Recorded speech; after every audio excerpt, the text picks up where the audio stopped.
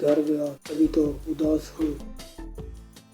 आज मैं नहीं घर गया तभी तो उदास हूँ। किसी के दिल से उतर गया तभी तो उदास हूँ। दिल लगी में दिल गया उसे कोई और मिल गया। दिल लगी में दिल गया उसे कोई और मिल गया। मैं फूल की तरह बिखर गया तभी तो उदास हूँ। पहले बेचैन न था अब बेकरार हूँ।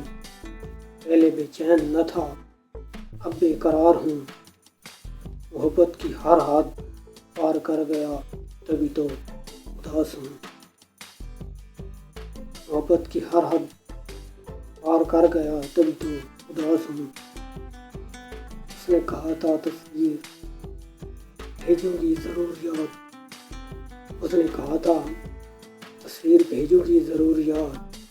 कोई वादा करके मुकर गया तभी तो उदास हूँ। आज मैं नहीं घर गया तभी तो उदास हूँ।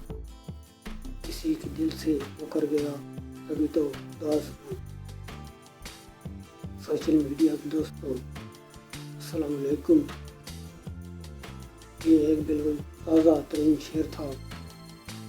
एक दोस्त की फरमाइश थी कि शेर अपना लिखा हुआ सुनाएं। मैंने फरमाइश पूरी की। आपको कैसी लगी ये कमेंट्स में ज़रूर बताइएगा।